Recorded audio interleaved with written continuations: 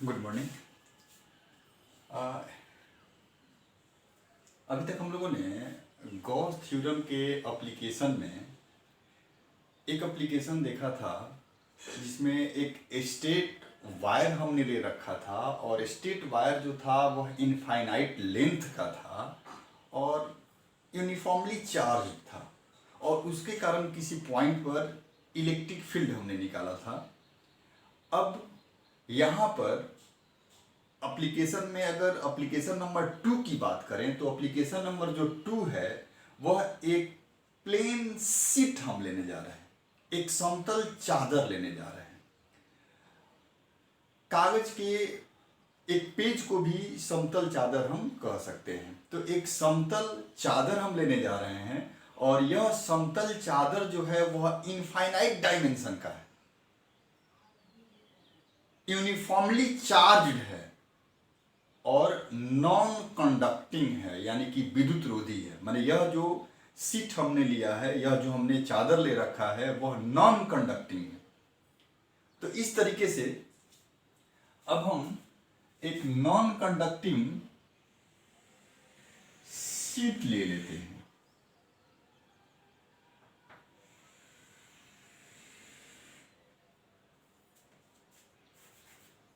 यह non conducting seat जो है वह वाई जेड तल में स्थित है। टॉपिक क्या है जी? तो टॉपिक है electric field due to a charge non conducting plane sheet of infinite length. मैंने इलेक्ट्रिक फील्ड हमें निकालना है एक इनफाइनाइट डायमेंशन के non conducting uniformly charge sheet के कारण। तो अब एक हमने यहाँ पर एक शीट ले रखा है, यह शीट यूनिफॉर्मली चार्ज है, यानी कि समान रूप से आवेशित है।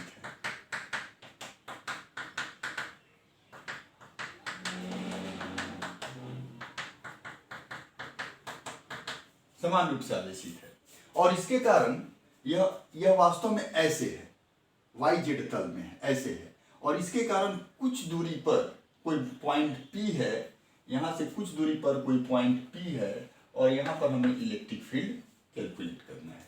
तो हमने पहले ही बता रखा है कि इस केस में हम इलेक्ट्रिक फील्ड सामान्य तरीके से नहीं निकाल सकते हैं, उसके लिए हमें गॉस के रूल पर जाना होगा, गॉस के लॉ पे जाना होगा। तो गॉस के लॉ पर जाने के लिए सबसे पहले हमें एक गॉसियन सरफेस का चुनाव करना होगा। तो गॉसियन सरफेस में हम एक क्यूबॉइड ले सकते हैं, लेकिन एक सिलेंडर भी लेकर के विचार कर सकते हैं। तो सबसे पहले इस प्लेन शीट के एक एरिया पर हम विचार करते हैं।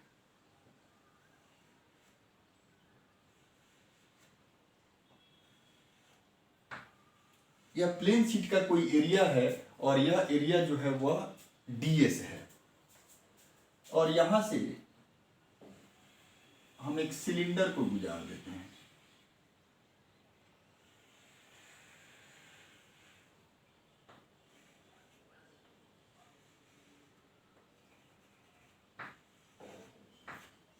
यह सिलेंडर इस शीट के आर पार है, यह शीट के आर पार है, यानी कि यहां से यह अंदर है और उस पार निकला हुआ है। यह शीट जैसे यह अगर शीट हो गया तो आर पार ऐसे है, तो ये अंदर इसका पार्ट निकला हुआ है।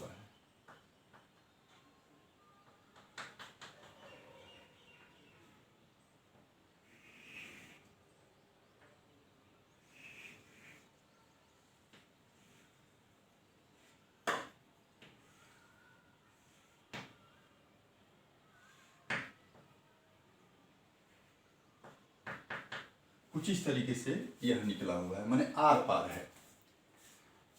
अब अगर हम ध्यानपूर्वक देखें तो यह शीट जो है, शीट का कुछ नामकरण कर देते हैं।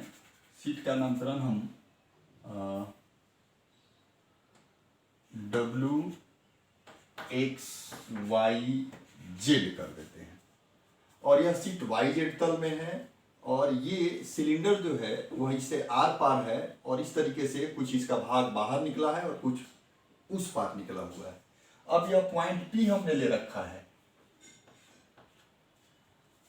इसी तरीके से यहां पर एक पॉइंट हम P डैश ले लेते हैं। क्योंकि शीट ऐसे है और यहाँ पर ये पूरा का पूरा पॉजिटिव चार्ज बिखरा हुआ है, तो इस पॉजिटिव चार्ज के कारण यहाँ पर जब हमें इलेक्ट्रिक फील्ड निकालनी होगी तो यहाँ पर हम अपने मन से यूनिट पॉजिटिव चार्ज ले लेंगे, एकांक धन आवेश ले लेंगे, और धन आवेश के कारण यहाँ पर इलेक्ट्रिक फील्ड का जो डायरेक्शन होगा वह कुछ ऐसे।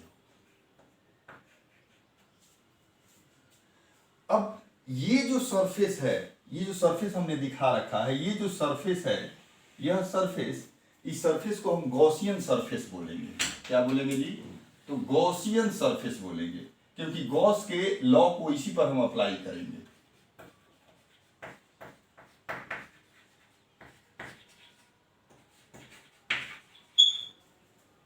ये हो गया आपका गॉसियन सरफेस। अब ध्यान से अगर देखा जाए तो गॉसियन सरफेस के तीन पार्ट हो गए, तीन सरफेस हो गए, तीन सतह हो गए। एक यह वाला सतह हो गया, एक यह वाला सतह हो गया, और एक कर्व हो गया। यानी कि तीन सरफेस हो गए, एक यह सरफेस, लैटरल सरफेस इसको बोला जाता है, लैटरल सरफेस, और ये हो गया कर्व सरफेस हो गया।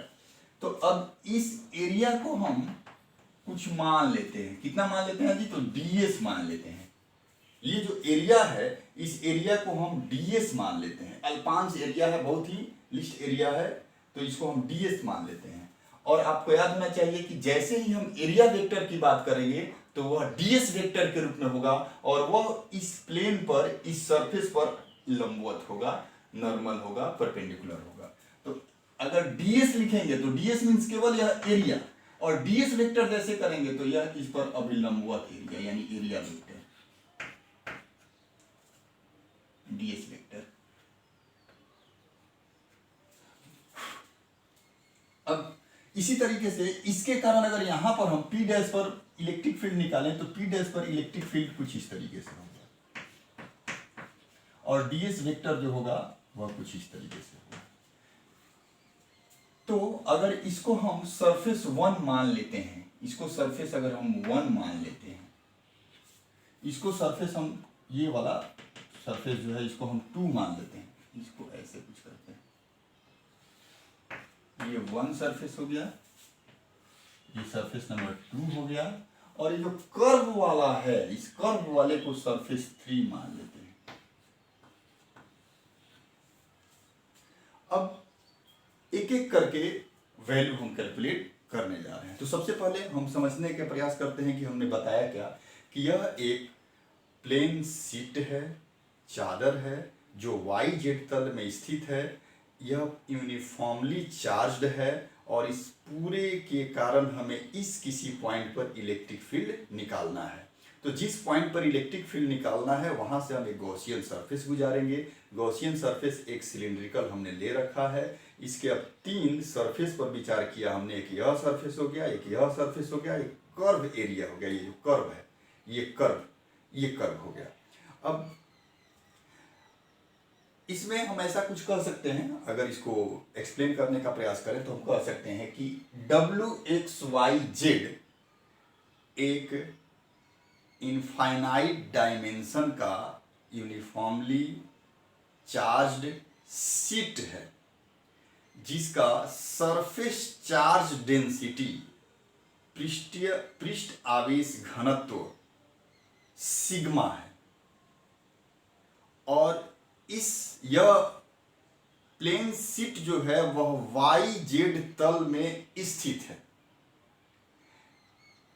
वाई जेड तल में स्थित इस प्लेन शीट से कुछ दूरी पर कोई पॉइंट P है, जहां हमें इलेक्ट्रिक फील्ड इस शीट के कारण निकालनी है। तो हम एक गॉसियन सरफेस गुजार देते हैं। अब गॉसियन सरफेस के सरफेस 1, 2 और 3 के कारण हम इलेक्ट्रिक फ्लक्स कैलकुलेट कर लेते हैं। उसके बाद नेट इलेक्ट्रिक फ्लक्स निकाल लेंगे। उसके बाद गॉस के लॉ का अप्लाई कर देंगे। तो अब आ जाते हैं इस सरफेस के लिए,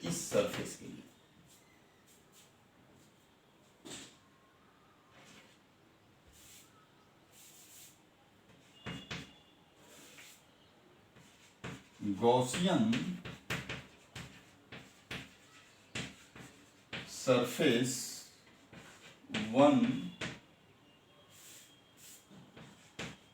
से वन के लिए डी फाई वन बराबर हमने पढ़ रखा है ईडीएस कॉस थीटा। चूंकि दोनों का डायरेक्शन सेम है, vector E and DS vector जो है एक ही दिशा में है, तो देयरफॉर थीटा क्या होगा जी, जीरो। तो थीटा जब जीरो होगा तो यह मिलेगा हमें d phi one equal to EDS, d phi one equal to EDS. अब इसी तरीके से अगर सरफेस टू के लिए हम निकालें तो डी फाई टू बराबर भी मिलेगा हमें ईडीएस। क्यों मिलेगा भाई? क्योंकि इस पर भी जो डीएस वेक्टर का डायरेक्शन है वह ई के डायरेक्शन में ही है, तो देयरफॉर दोनों के बीच का एंगल जीरो होगा और cos 0 1 हो जाता है, तो इस कंडीशन में भी हमें क्या मिलेगा, ईडीएस मिलेगा। अब अगर इसी तरीके से डी फाई थ्री निकालते हैं तो हमें मिलेगा E D S cos theta. अब ध्यान दीजिएगा यहां जो थीटा होगा, क्योंकि यह देखिए यह सरफेस है, ई का डायरेक्शन ऐसे है, इस सरफेस पर ई का डायरेक्शन ऐसे है, और इस सरफेस पर जब डीएस वेक्टर लेंगे तो वह डीएस वेक्टर ऐसे होगा। इस सरफेस पर, कर्व सरफेस पर डीएस वेक्टर जब लेंगे तो डीएस वेक्टर का डायरेक्शन कुछ ऐसे होगा। तो इन दोनों के बीच का एंगल जो होगा वह क्या होगा जी, 90 डिग्री। तो देयरफॉर यहां ई डी एस कॉस 90 या कॉस 90 जीरो होता है, तो यह टोटल के टोटल को जीरो कर देगा। अब आ जाते हैं नेट फ्लक्स पर कि टोटल फ्लक्स क्या मिला। देयरफॉर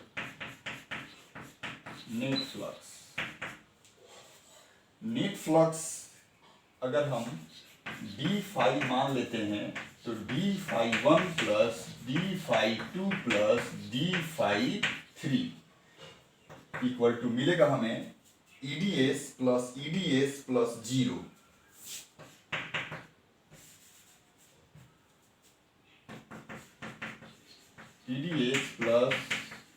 ईडीएस प्लस जीरो, तो डी फाई हमें प्राप्त हुआ 2 ईडीएस। अब प्रश्न उठता है कि क्या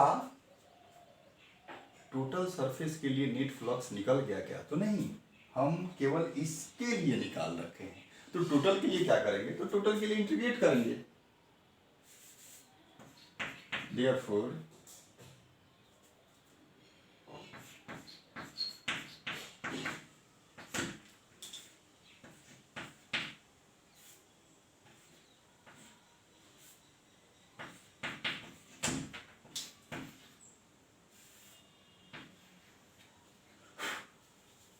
अब यहां से क्या मिलेगा जी, तो यहां से फाई मिलेगा, यहां से 2e कांस्टेंट है, बाहर आ जाएगा,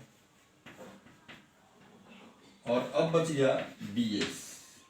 तो जैसे कि आप पढ़ चुके हैं dx बराबर x, dy बराबर y, तो इसी तरह से ds बराबर क्या मिलेगा जी, s। तो यहां से हमें मिल जाएगा फाई इक्वल टू 2e गुने s। s क्या है, तो s यहाँ एरिया है, यहाँ s जो है वह क्या है जी, तो एरिया है।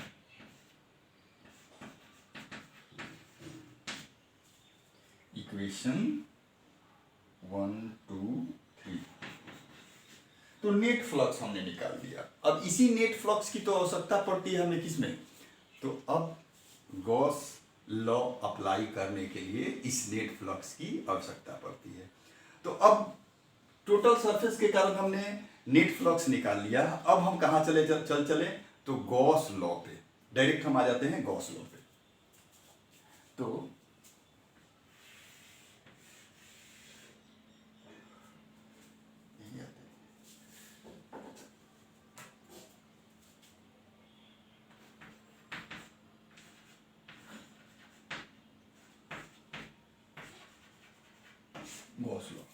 गॉस लॉ के द्वारा आ जाते हैं। गॉस लॉ में हमने क्या पढ़ा जी, तो phi equal to Q upon epsilon naught. अगर यह 3 है तो यह 4। अब देखिए दोनों का LHS इक्वल है, यह भी फाई इक्वल टू इतना, यह भी फाई इक्वल टू इतना। तो अगर LHS इक्वल है तो देयरफॉर RHS भी हम इक्वल कर देते हैं। तो फ्रॉम इक्वेशन 3 and 4, तो 2ES equal to Q upon epsilon naught. तो E हमें तो इलेक्ट्रिक फील्ड निकालना है, E इक्वल टू हो जाएगा Q upon 2 epsilon not S। इसको लिख सकते हैं कुछ ऐसे हम 1/2 एप्सिलॉन नॉट गुने Q बटा S। S क्या है जी, तो एरिया है, और Q क्या है, तो टोटल चार्ज है। तो टोटल चार्ज बाई एरिया यह क्या होता है, तो सरफेस चार्ज डेंसिटी सिग्मा होता है। चूंकि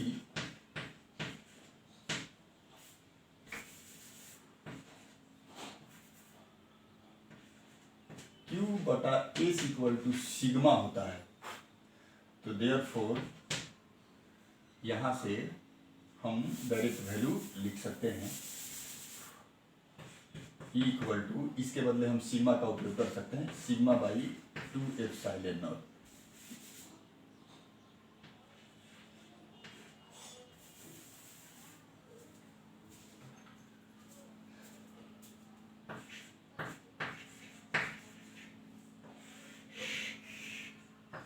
तरह से वैल्यू हम निकाल सकते हैं। तो ध्यान रहे आपको कि यह जो सीट है वह नॉन कंडक्टिंग सीट है। ध्यान रहेगा, विद्युत रोधी, आम बोलचाल की भाषा में आप उसको अचालक बोलते हैं, लेकिन अचालक शुद्ध शब्द नहीं है, विद्युत रोधी शुद्ध शब्द है। तो ये विद्युत रोधी है, नॉन कंडक्टिंग है, और नॉन कंडक्टिंग के लिए E का वैल्यू हमें मिला सिग्मा अपॉन 2 एप्सिलॉन नॉट।